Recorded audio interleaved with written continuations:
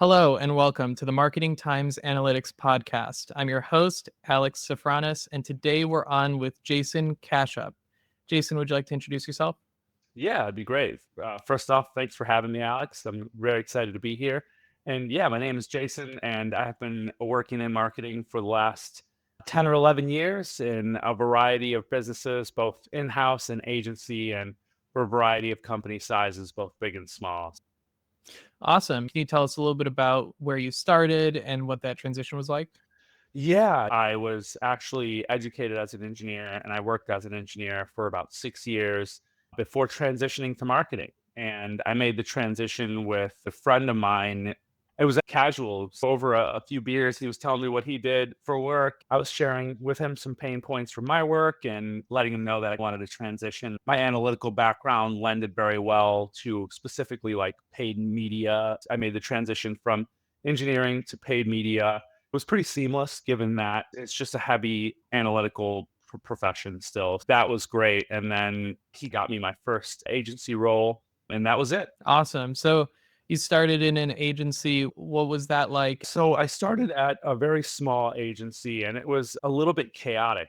There was only a few paid media specialists. We all had quite a few accounts. It was a small agency that was owned by Tribune. There was a good amount of financial backing. So we had a lot of resources, but it was pretty chaotic because it was a lot of people's first time running a big agency like this. And so, yeah, it was very busy, but it was nice because I got to work with a wide variety of businesses in a wide variety of industries. I got to work with some smaller software companies. I got to work with car dealerships, luxury jewelry stores, all types of unique businesses that actually came to us for marketing services. So while it was a bit chaotic at the time, I learned a ton there just working with marketing leaders in a variety of industries and obviously setting up the paid media campaigns for them, but being clued into those strategies and working with those leaders of all those different industries was very good. It was great to see the different strategies and the different goals for each type of vertical. Was there anything you learned about how to manage that kind of workload that you can share to other people who might be entering an agency for the first time right now? Yeah, I learned a lot. I would say oftentimes people come in wanting or having an expectation of client demand based on something like ad spend. If a client comes in looking to spend $10,000 a month on ads, you expect that they will have more requests than somebody who's looking to spend $1,000 a month on ads. But when you actually get into it, you realize that's not the case at all.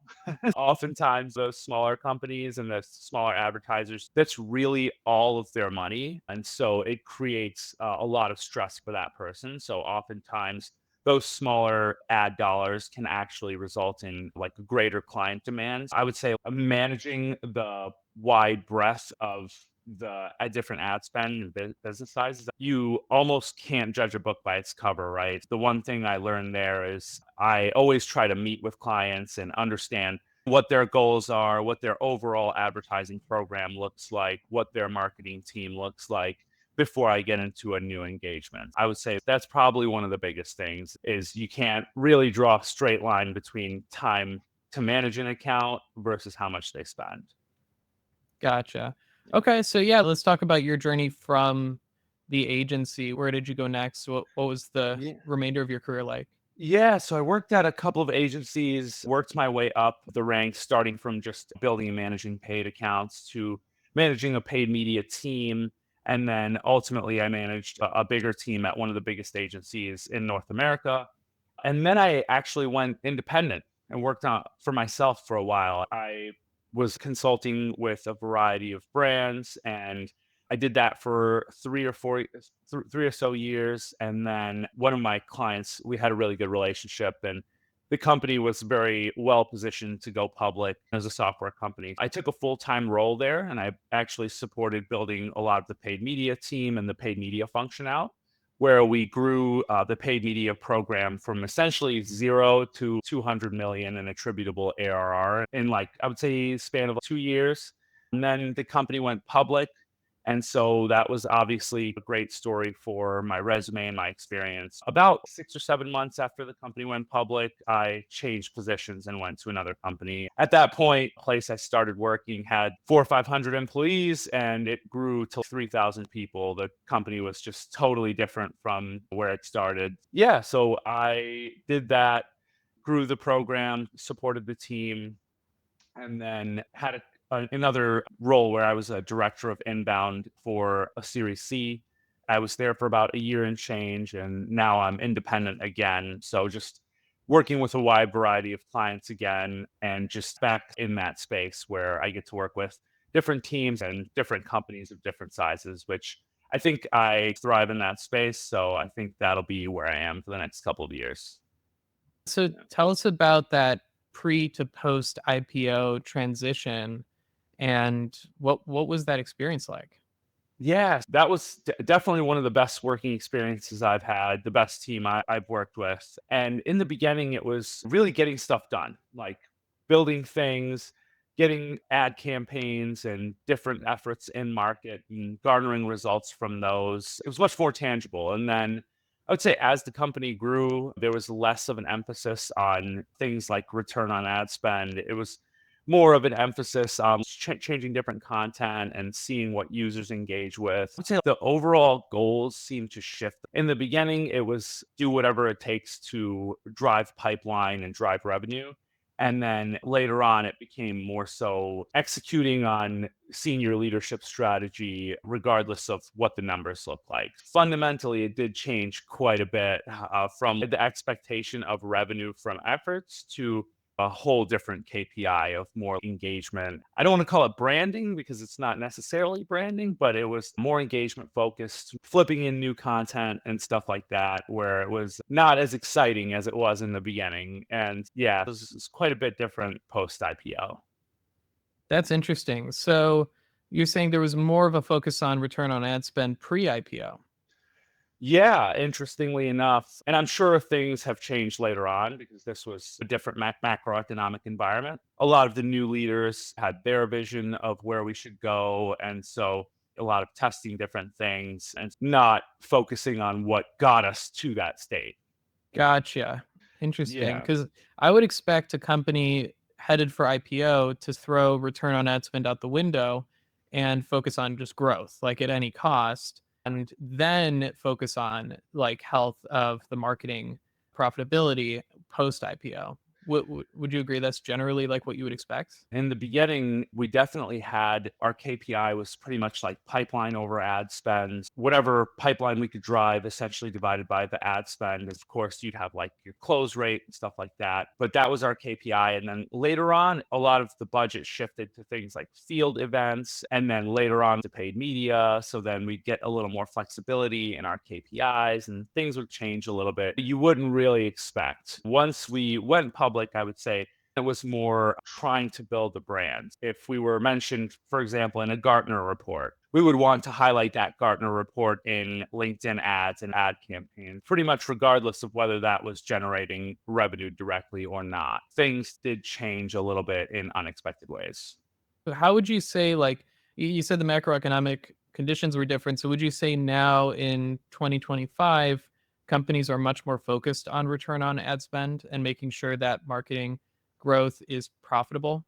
I would say that now budgets have gotten quite a bit tighter and resources have gotten quite a bit tighter for most companies. So, yeah, now it seems like people are more focused on direct returns and maximizing the dollars for every dollar they spend. We're back to where we were. And I feel like that's actually probably pretty good positioning for me as a consultant because oftentimes as a consultant, I come in a little bit cheaper than something like an agency and given my in house experience, I can align with overall goals internally, just like an in house team member. So I actually think I think now people will be more focused on getting returns, lesser focused on the branding piece. And so I expect that to hold probably through this year as long as interest rates are high and money is harder to come by. Yeah. So if you were advising the marketers listening on how to optimize for return on ad spend, how do you recommend a client decide on their return on ad spend? Because there's the cost component and the return component, and the return component depends on how you decide on attribution for marketing.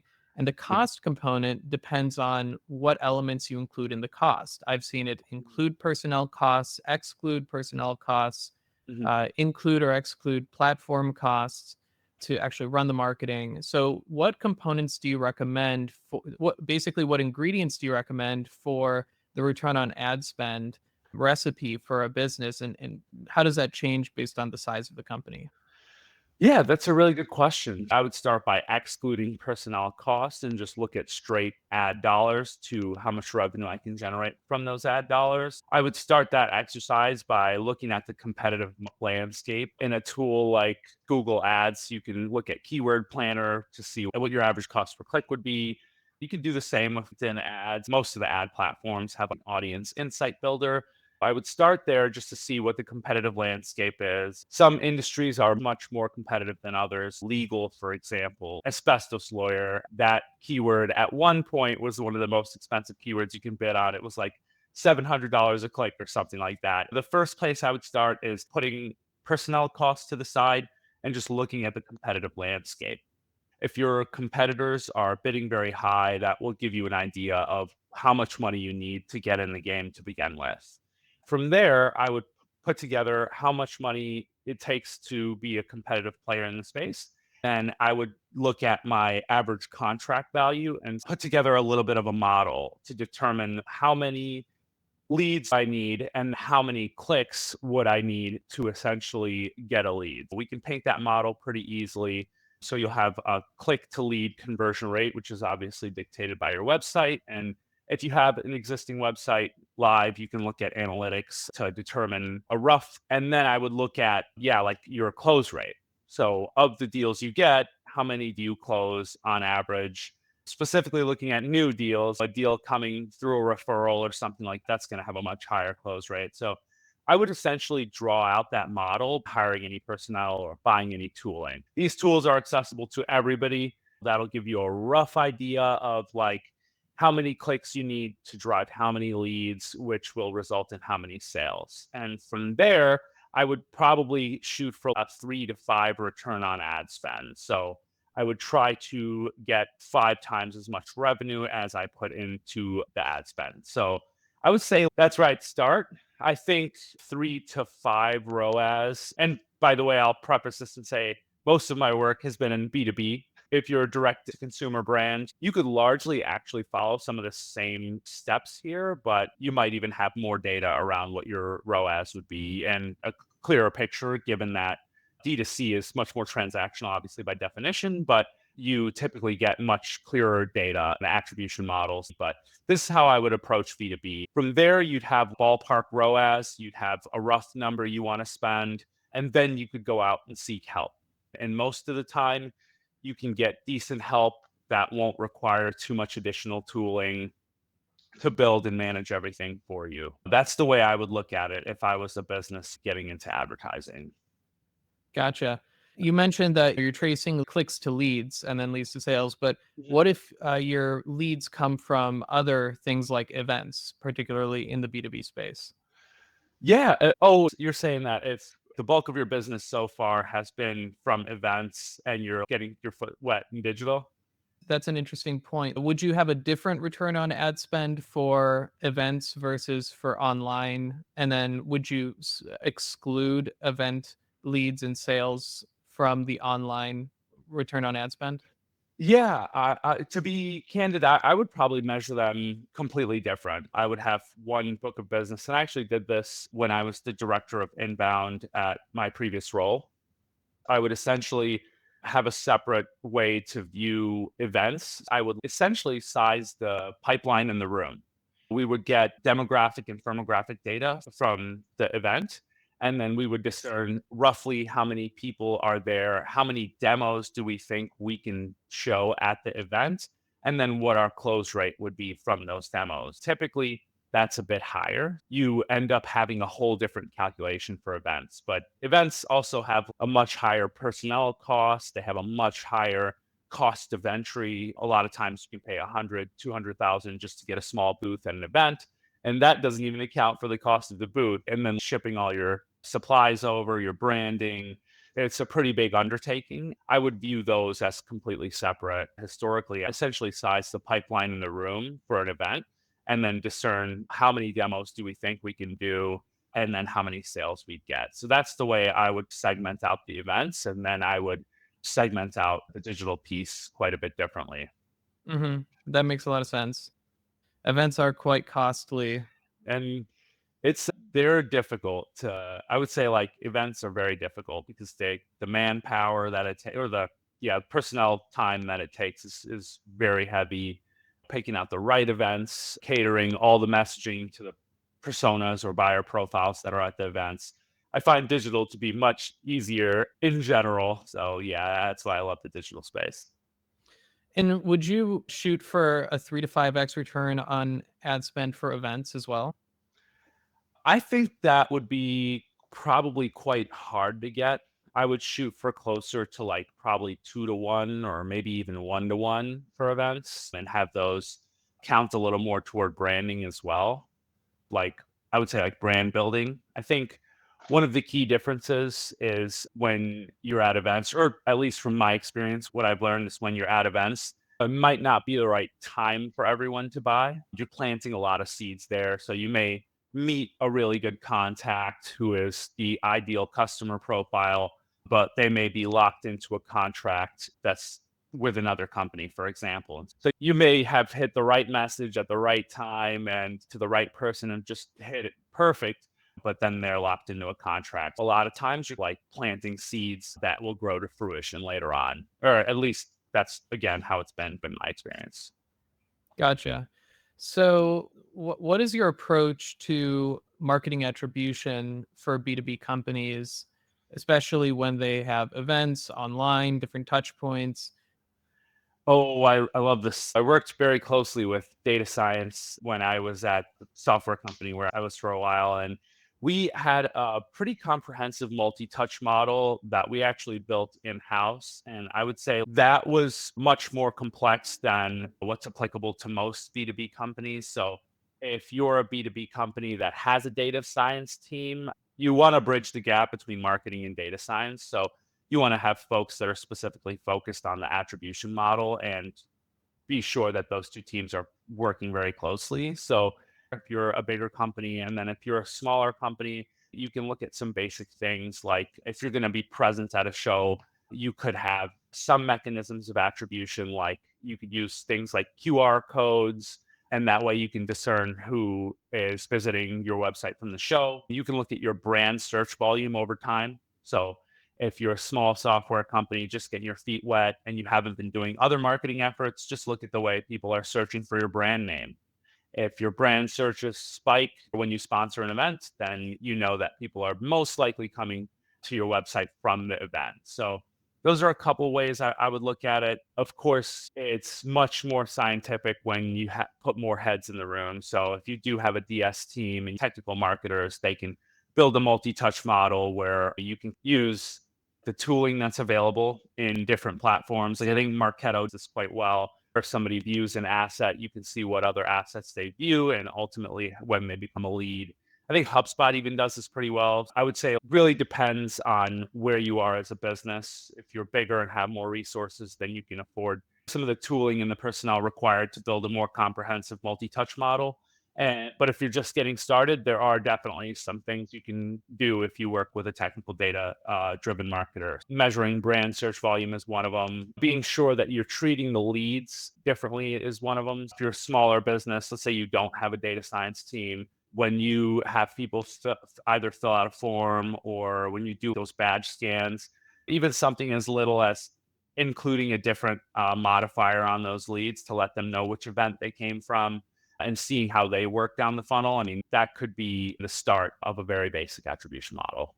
That makes sense. Yeah. Yeah. It can be tough to measure attribution for multi-touch, basically. That's just requires a lot of back-end data setup Mhm. to capture all of that data. And then you have the challenge of online identification of people. And that can be quite challenging to set up. Do you have any recommendations on capturing identities of visitors online? More complicated, it seems, by the day. It seems like as tools and pieces of software get updated, everyone's moving away from sharing any PII, personal identification information, with advertisers. And so people are becoming more and more reluctant to share their information or configure their cookies in a way where advertisers can use them. I would say it's twofold. For brands, we have to play the game. If a user doesn't want to be identified, there's not really a good way for an advertiser to identify. On that front, I would say do as much as you can to convince them to give you their information.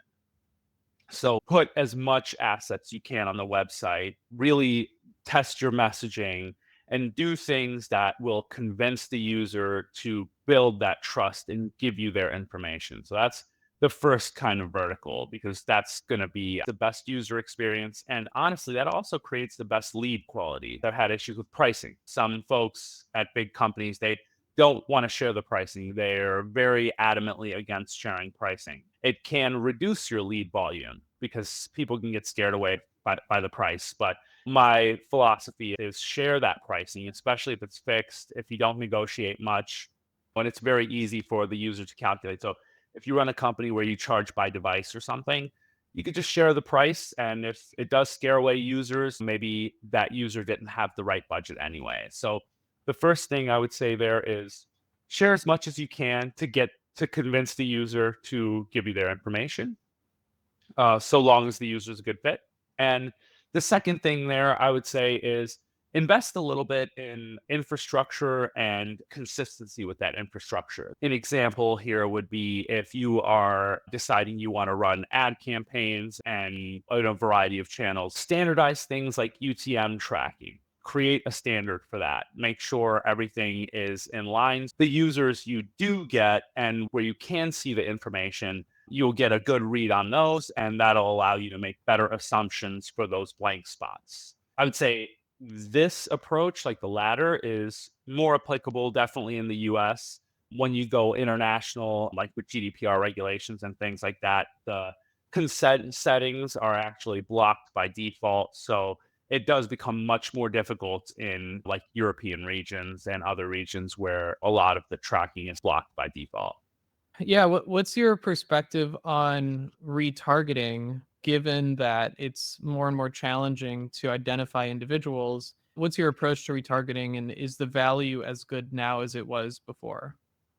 Ooh, good one. So my approach to retargeting is I like to segment off of key page visits. And historically, I've called them money pages, but you can call them whatever you like. Oftentimes, I will pick out a few key pages on the website and then retarget audiences based on those. So I won't do like a blanket kind of all users. Sometimes you can garner some good insights from if you have enough visitors to a vertical specific page. Let's say your product has a page on healthcare. You can retarget visitors of that page. And let's say they visit that page plus the pricing page. Those are two key pages. You can set up an audience on those and then show them healthcare related ads. Historically, I used to think that retargeting, you can get a lot of return. Now I use it to hit different unique selling points to try to convince the user to come back and try. Let's say the user was scared away by the price, right? Maybe in a retargeting ad, if we highlight some benefits, we can potentially hit a benefit that outweighs the user's concern for price. So if originally they were like, oh, I can't spend $100 a month, but let's say they get an ad that highlights a specific feature and they're like, oh, I can remove this other tool that does that. And now I can afford it. So I would do things like that. I use retargeting as just a means of showing different unique selling points, more so to highlight unique selling points versus garner revenue from. And then the second part of your question was, how is it different now? Is that correct? Yeah. Yeah, so I would say now audiences are much, much smaller. I think a lot of advertisers felt this pain with the iOS change on Facebook ads. Now the pain is that the audiences are typically much smaller. So I would say that what you can expect from your remarketing campaigns is not as high as it was historically. Gotcha. Yeah, you're talking about, you mentioned branding a couple times, Mhm. and Yeah. I'm curious about measuring the effectiveness and the value of brand spend? I know you mentioned you can correlate maybe brand searches with event attendance, but more generally, how do you approach brand spend? How do you recommend it? And how do you measure the value? About 15 or 20% of your revenue driving spend to brand. So if you're spending $10,000 a month total in ads, I would probably spend 1,000 or between 1,000 and 2,000 on, let's call it like brand ads, which I would just say those you would consider your KPI. I would say things like engagement and interaction. So if we were doing this on search, I would say like your KPI there would be like impressions and click through rate, maybe some interactions on the website. I'd say search is probably not as great of an example, but let's say we were doing this on LinkedIn. You may have a broader audience where you're serving up a variety of different content pieces, and you're just essentially trying to understand when people see your brand, what kind of message are they most resonating with? So the way I like to approach it is I like to take a couple of different messaging pillars and then create assets that are within those messaging pillars. If we have, let's say, a core component of our brand could be broken up into three different items. One, maybe like compliance, maybe profitability, like for your business. And then three, maybe something like, I guess, security and compliance would be one. Yeah, profitability would be two. And let's call it time efficiency. Three. So these are the three core unique selling points of my business. I would create assets within each of those categories. So we have the three categories. Maybe we have two assets each. So that makes a total of six. And I would run those six assets in a brand campaign that just is focused on impressions and interactions. And I would see what users are interacting with the most there. So are they interacting with the security and compliance piece? Are they interacting with the profitability to the business piece, or maybe the time efficiency piece? And so that there, I'm more focused on what my audience is interested in as a category in general, garnering direct leads from ads. And then that other 80% of my ad spend would be focused on revenue, leads, and driving pipeline. Gotcha. Yeah. And then for that other 80%, when you're deciding between mid funnel and progressing and nurturing leads versus lower funnel, focusing on how do we close those leads or maybe send them to sales to close. Yeah, I think the split between top and mid funnel really depends, I'd say, overall on your like where the business is. So for a lot of bigger companies, they're able to spend a lot more on the top funnel campaigns where they have a lower conversion rate, a lower return on ad spend, but they're more so open to essentially a lot of people refer to it as like air cover. So they want a good air cover. So when their sales reps reach out to somebody at the company is like, oh, I've heard of you or I've seen your ads. I feel like this question really depends on the state of your business. For a smaller business that's trying to garner revenue, I would say spend most of your budget. That also probably means you have a small budget. I would say spend most or all of your budget on mid or lower funnel activities. That way you can get some of the return and some of the revenue to fuel some of the more top funnel activities where revenue is not your primary concern. If you're a big business that has pretty deep pockets, maybe you have a really high average contract value, and again, you just have a really good amount of money to spend on ads, then I would say you spend a bigger percentage on top funnel. But if you don't, or if you're a smaller business just starting to grow and getting into that hyper growth phase, I would say you really want to spend the bulk of your money on mid funnel. That way you can be sure that you're garnering revenue from your assets. Gotcha. Okay. So you touched on this, but let's say a company is shooting for hypergrowth or is in hypergrowth, maybe is headed towards IPO.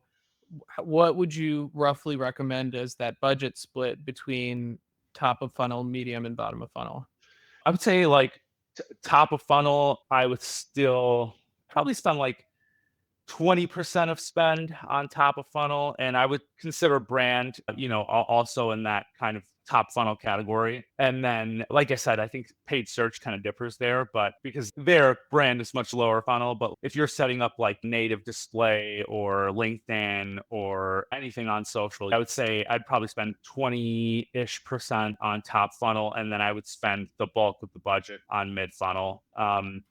A lot of times I think that the targeting parameters are broad when you get up there in targeting. And so I don't have as much, I'd say I'm not as bullish on those ad placements. So I would still spend about 80% of it on mid funnel. And I also find that like when you spend on mid funnel, you can get more customers, and with more customers, you end up getting more customers. So you start to build that momentum, and you start to get referrals that come from that ad spend. And then before you know it, you have a lot of business. I would definitely recommend spending still about 70 to 80% on mid funnel, and then spend the remaining 10 or 20% on top funnel.